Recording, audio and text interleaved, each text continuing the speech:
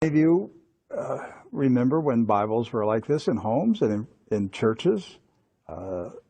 Every church had a Bible like this. Every Christian family had a Bible like this, and they put their family genealogy, the weddings, and baptisms and burials. It was all put inside the Bible, and you passed it down generation to generation. This particular Bible was published in 1905.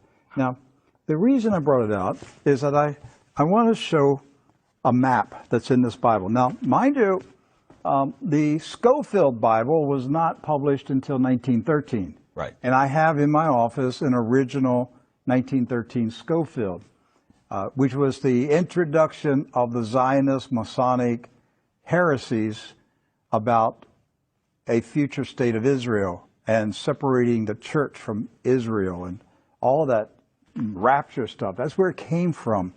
It was a Masonic Zionist heresy that was introduced into the American churches in 1913. This is a 1905 Bible. Pre-Scofield. Pre-Scofield, with no Scofield notes in it. So, you open it up, and this is on page 13. I mean, this thing's big. I want to show you. Here is a map of the Holy Land. And it says, what? Oh, Palestine of the Holy Land. They misspelled Israel. No. Palestine. Palestine. Huh. And all these Christian Zionists that tell me, Rick, there's never been a Palestine. All right, so here's a still. There it is. Let's zoom in and show you here. Yeah. So, yeah, you hear these people like John Hagee, there's never been a Palestine. Well, look at this Bible map from 1905. And most Bibles, yes, from then had a map of Palestine. And Palestine is in the Bible itself, in the Old Testament. So we're showing you this just because I'm trying to break through the propaganda, the confusion, the lies that the Zionists have implanted in millions of minds of Christians in America, and told them there's never been a place called Palestine. But I have a map, Rick. Right there it is. So, with that in mind, do you know who lived in Palestine? Palestinians? Palestinians. I got that one right. Palestinians. And Palestinians were Jewish, Christian, and Muslim. Right. They weren't a particular faith. They were citizens of a particular country. Palestine. They were all Palestinians. Yes. Jesus was a Palestinian. Look at this. Okay? So Israel has never meant a political country.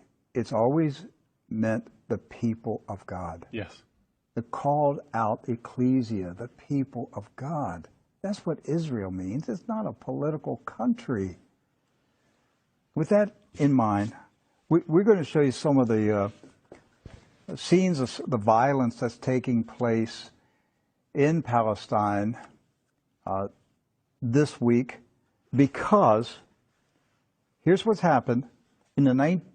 Following the 1917 Jewish Bolshevik Revolution in Russia, where the Jewish Bolsheviks went in and slaughtered the Romanov families in a satanic ritual, imposed communism on Russia, killed hundreds of thousands, literally millions of Christians, hundreds of thousands of Christian Orthodox pastors, and burned their churches, and just a horrible attack on the Russian church in 1917 and afterwards. Then they began to infiltrate Palestine in the 1920s and the 30s. In the 1930s, there was a congressman in Texas, Lyndon B. Johnson, and he was smuggling guns and rockets and grenades from Texas to Palestine, putting them in the hands of the Jewish communist terrorists that were infiltrating Palestine. There was no Israel, no state of Israel. It was Palestine. And they crow about that. That's not a conspiracy theory. That's right from the Lyndon B. Johnson Library. The crates they were marked Texas grapefruits.